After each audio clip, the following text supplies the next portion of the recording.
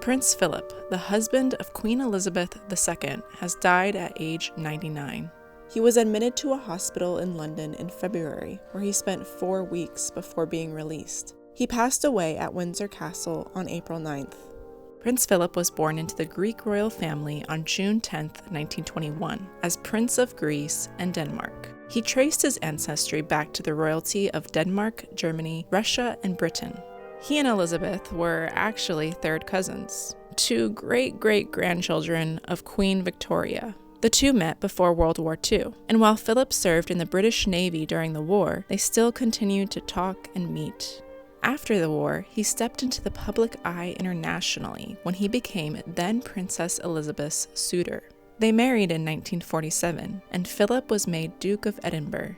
The former naval officer retired from public life in 2017. He was an active outdoorsman, hunter, equestrian, aviator, and sailor, and he championed causes and institutions close to his heart, including a public service and fitness program for youth, global wildlife conservation, and various sporting organizations.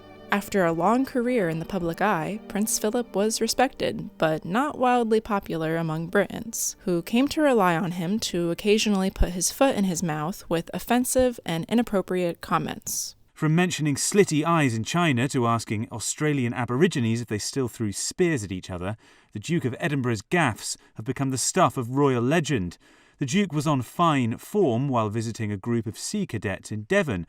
When he stopped to ask Elizabeth Rendell what she did for a living, even the Queen turned to see what her husband was up to. She might have thought better of it, because the Duke was talking about strip clubs. And I just said that I worked in a club, and then he asked, "Oh, what, a strip club?" Obviously I said no.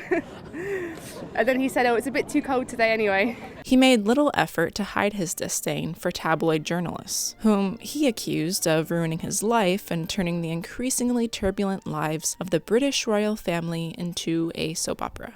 The business of overhearing conversations. I mean, in a way, if you're presented with all these things and all those things, you know more or less that if you're going to say something, it's going to be taken down. But if you're having a conversation and somebody pokes one of these at you with a tape recorder behind, or one of those long listening devices, so you can overhear a conversation 20 yards away, you get a bit anxious. Biographers described Prince Philip as an alpha male, brusque, sometimes rude, even to the Queen, but one who worked hard to support her and give a modern gloss to the 1,000-year-old English monarchy. Constrained by a public role that kept him out of politics and in his wife's shadow, he privately took a less restrained stance as a husband, a father, and a father-in-law. He was furious when he suspected Princess Diana, while still married to his son Prince Charles, was cooperating on a book that disparaged the royals. Yet he wrote to her to comfort her during her breakup with Charles. At Princess Diana's funeral in 1997, it was Prince Philip who convinced the young princes William and Harry to walk behind their mother's hearse at St. James Palace.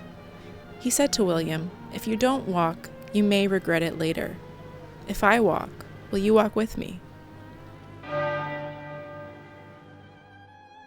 Prince Philip is survived by his wife Queen Elizabeth II and their 4 children, Prince Charles, Princess Anne, Prince Andrew, and Prince Edward.